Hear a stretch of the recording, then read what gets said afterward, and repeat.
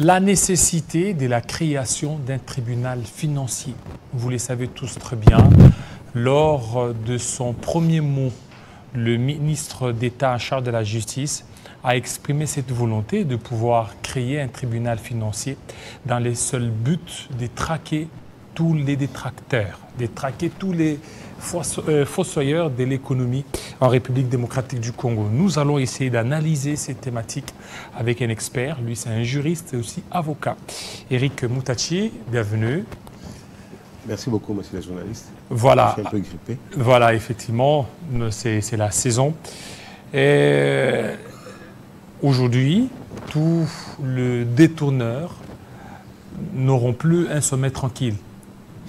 Effectivement, je crois que dans notre pays, nous avons tous suivi qu'à un moment donné, il y a eu une volonté politique qui était mise en branle pour essayer de donner à l'IGF le moyen de sa politique. C'est ainsi qu'on a vu certaines enquêtes initiées ici et là, et ces enquêtes ont abouti à des résultats palpables qui ont démontré noir sur blanc qu'il y a des crimes à caractère économico-financier qui se commettent dans notre pays.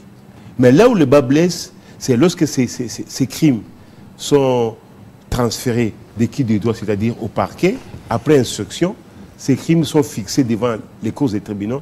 Malheureusement, c'est les maillons faibles de notre système judiciaire qui fait qu'aujourd'hui, plus d'un Congolais averti estime qu'il faut un parquet spécial qui sera chargé justement de traquer tous ces délinquants économico-financiers Mais dès lors qu'il y a les parquets traditionnels et qu'on n'arrive pas certainement à traquer ou à arrêter les détourneurs, est-ce que vous croyez avec les parquets financiers, ça va continuer? Parce que pourquoi ne pas commencer par sensibiliser les magistrats d'être beaucoup plus à la hauteur que de créer encore un parquet qui risque encore d'attirer encore des ennuis? Effectivement, monsieur le journaliste, ici, nous devons faire la part des choses. Le parquet financier, c'est d'abord un parquet, au sens littéral du terme, à la seule différence que le parquet financier est spécialisé, a une expertise, c'est-à-dire il s'occupe uniquement des crimes économico-financiers, notamment la délinquance dans ces domaines-là. Vous voyez?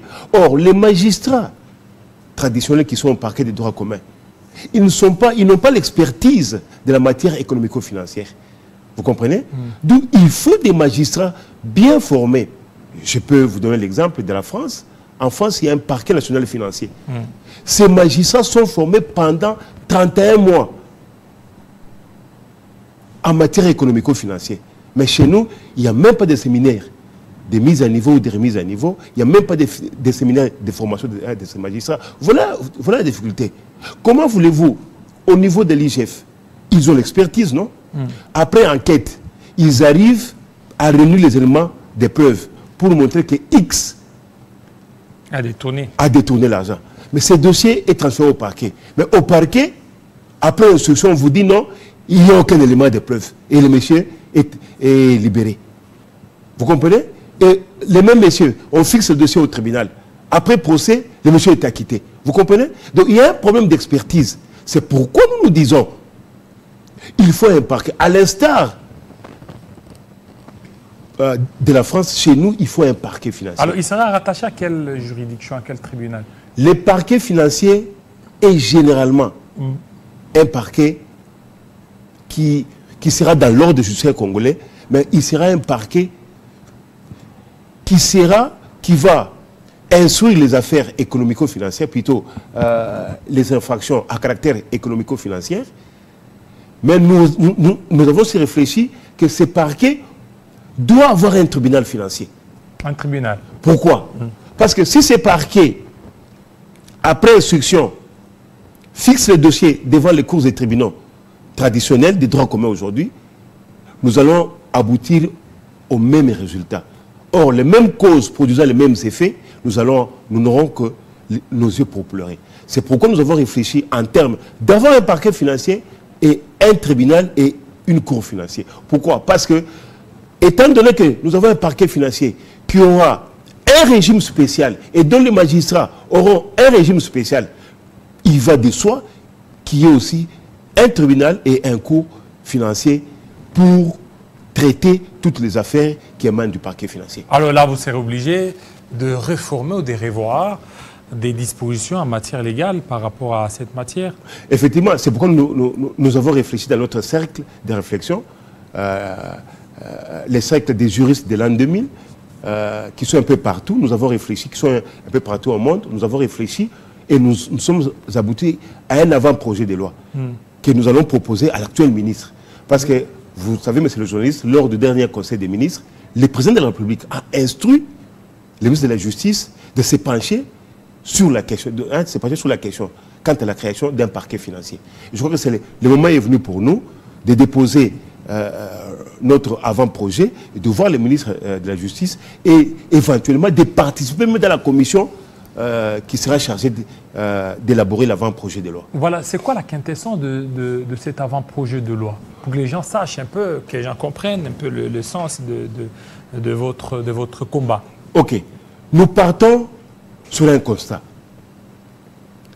En droit, les faits précèdent le droit. Et quels sont les faits aujourd'hui? Depuis l'époque de Mobutu, dans ce pays, nous avons connu des scandales financiers. Nous avons connu des détournements. Nous avons connu des corruptions depuis l'époque de Mobutu. Et je vous apprends que depuis l'époque de Mobutu, déjà l'IGF existait. Mais l'IGF a été mis en sourdine.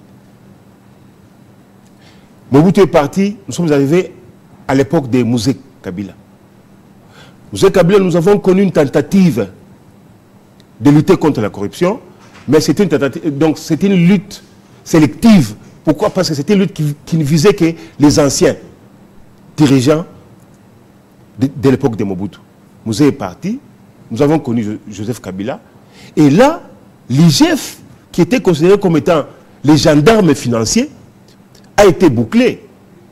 Je vous apprends, à l'époque de Joseph Kabila, il y a eu une correspondance d'un Premier ministre qui avait demandé à l'IGF que pour toute enquête, l'IGF devait obtenir l'autorisation du Premier ministre. Mais c'est que ça existait de toutes les façons. Alors, l'IGF voulait beaucoup plus de liberté que... Mais voilà, aujourd'hui, l'IGF a plus de liberté. Parce que si l'IGF avait la liberté à l'époque de Mobutu, aujourd'hui déjà, nous devions avoir un acquis. Un acquis, c'est-à-dire, déjà, on devait comprendre de la nécessité de la création d'un parquet financier. Et alors, la Cour des comptes? La Cour des comptes est là. La Cour des comptes est là pour statuer, pour instruire sur les actes législatifs, réglementaires, qui sont à l'encontre de la loi des finances. Vous comprenez? La Cour des comptes n'a pas la spécificité d'un parquet financier. Vous comprenez? La spécificité d'un parquet financier va au-delà de la matière qui est de la Cour des comptes. Pourquoi? Parce que les parquets financiers s'étalent sur la fraude douanière, sur la corruption, sur les trafics d'influence, sur les crimes ou la délinquance, la grande délinquance économico-financière, sur le blanchiment d'argent et des capitaux et le financement du terrorisme. Vous voyez un peu? Donc, la matière est tellement vaste qui est dévolue au parquet financier. Tandis que la Cour des comptes, sa matière est bien limitée sous la loi des finances et ses dérivés. Vous comprenez un peu? D'où le parquet financier a son pesant d'or dans l'échiquier de la politique financière dans notre pays. Alors, parce que beaucoup de gens se posent des questions, ils disent qu'il y a la Cour des comptes d'une part, la Cour des comptes où il y a l'IGF, le Conseil et plutôt le parquet financier. Et ce n'est pas un peu de trop de pouvoir un peu surcharger cette justice qui, le chef de l'État, a dit qu'elle était malade, où il fallait peut-être simplifier les choses pour que les choses aillent le plus vite possible? Bon, le parquet financier ne vient pas... La loi créant les parquets financiers ne vient pas pour abroger la loi créant les CNRF, la cellule nationale des renseignements financiers, l'agence de prévention et lutte contre la corruption, ainsi que certaines les brigades antifraude. Non. La loi vient pour suppléer. Vous comprenez? Alors, à ce titre, tout cet arsenal institutionnel qui existait, luttant contre la corruption, luttant contre la fraude, seront versés dans ce qu'on appelle la brigade criminelle financière, qui sera rattachée au parquet financier. Vous comprenez? Vous comprenez? Alors, toutes ces brigades-là auront comme mission la recherche des infractions à caractère économico-financier, et une fois les éléments réunis, ces brigades vont transférer les dossiers au parquet financier pour l'instruction et éventuellement transférer et fixer le dossier devant un tribunal ou une cour financière. Donc APCLS, brigade anticorruption, les autres, les CNRF. Voilà, CNRF, ils seront tous versés dans ce qu'on appelle brigade criminelle financière. Et là, ça va dépendre du parquet financier. Du parquet financier, voilà. Alors, les parquets financiers, là, il y aura aussi... ça va fonctionner comme les tribunaux traditionnels. Non, la spécificité du parquet financier, c'est que aujourd'hui, dans les parquets de droit commun, vous avez un seul magistrat qui est sur le dossier. Mais dans les parquets financiers, compte tenu de la complexité de la matière économique, ça sera un fonctionnement en binôme. C'est-à-dire, pour un dossier, vous allez trouver 2 magistrats qui instruisent au même moment.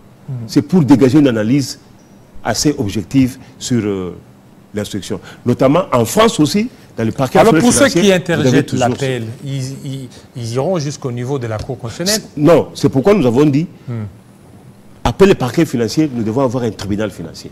Et lorsque quelqu'un n'est pas content d'une décision judiciaire, il va faire appel au niveau de la Cour financière. Et là, si peut-être la personne non plus n'est pas satisfaite, elle peut saisir peut-être la Cour constitutionnelle pour inconstitutionnalité. Naturellement, naturellement. Mais au moins, vous avez une architecture financière qui consistera à statuer sur la délinquance, sur la grande délinquance. Alors, en matière économico-financière. C'est quoi sa compétence territoriale? Ça sera seulement... La compétence territoriale du parquet financier sera nationale. Nationale? Oui, nationale. Et ici à Kinshasa ou... non, à Kinshasa, il sera basé à Kinshasa. Néanmoins, elle peut, dans les provinces, ouvrir des chambres.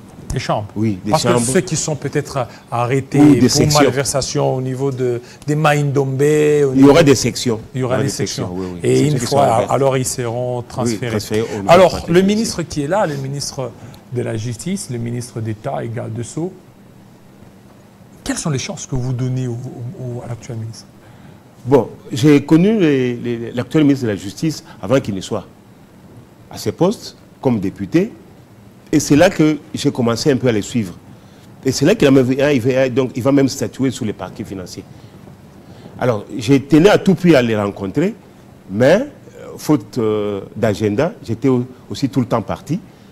Alors, c'est quand il est maintenant ministre, je vois son dynamisme, je vois sa façon de faire les choses. Au début, ça commence à m'inspirer confiance. Mais je me dis, est-ce que va-t-il garder les caps? C'est ça le problème avec nos ministres. Au début, il pose des grandes actions d'éclat. Mais, au fur et à mesure qu'on va les suivre, et je ne sais pas s'il va relâcher. Mais, c'est un bon début. C'est un bon début qu'il faut encourager. Parce que la justice élève une nation. Avec ses ministres, avec son dynamisme, avec sa clairvoyance, avec sa capacité d'anticipation, je crois que, et je salue beaucoup, en matière de F92, je crois qu'il y a eu beaucoup d'abus qui a milité aujourd'hui à ce qu'il puisse suspendre la délivrance de ce document-là. Et je suis tout à fait d'avis avec lui. Et il y a beaucoup de gens qui sont montés au créneau pour dire les F92, c'est légal, suspendre. Mais c'est légal, mais c'est provisoire. Les F92 n'est pas une attestation tenant lieu de la personnalité juridique, non. Non. Oui, mais c'est Mais on a fait, non, c'est justement la pratique. Non, c'est la pratique qui a fait ça. Donc, les F90, c'est juste un document qui prouvent que vous êtes dans le processus d'acquisition d'une personnalité juridique. Donc, il faut arriver maintenant à la fin. Oui, mais là, il y a un problème, c'est que c'est le coût que représente un arrêté ministériel par rapport au F92, et puis ça dépend des activités. Une ASBL ou une ONG qui n'a que quelques sponsors ou partenaires, à qui vous demandez 1 500 $, 2000, ça Les grands problèmes, monsieur Jean-David Kilolo, généralement, le coût est toujours officiel. Mais maintenant, ce qui exagère, c'est l'administration. Quand vous arrivez, il y a les pourboires, il y a ceci, il faut décaisser par là. Mais quand vous allez sous la mercuriale du prix, c'est accessible à tout le monde. Donc ici, je demanderai au ministre d'afficher officiellement les prix d'acquisition de la personnalité juridique, quitte à mettre à l'abri les usagers et faciliter la tâche pour ces documents. Merci. Merci beaucoup à vous, Eric Moutachimbaya. Vous êtes expert juriste. Aussi, vous analysez des questions juridiques. Merci à vous, fidèles téléspectateurs. Télé 50 aujourd'hui fête ses 14 ans. Joyeux anniversaire à Télé 50, une télévision et une radio qui est au milieu du village, qui nous permet quand même de faire passer nos messages. Je crois que c'est une télévision qui a fait rêver les Congolais. Et en tout cas... Alors, pour terminer, ça veut dire que ça, c'est une question qui vient d'un téléspectateur. On parle de parquet des répressions financières.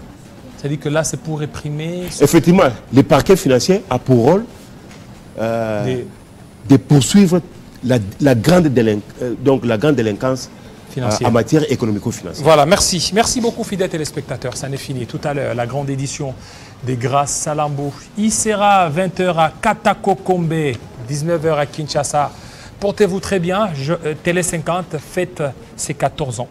Alors, joyeux anniversaire à Jean-Marie Kassamba, joyeux anniversaire à tous nos fidèles téléspectateurs. Vous êtes très nombreux depuis 2010 jusque-là. On continue toujours à être beaucoup plus à la hauteur.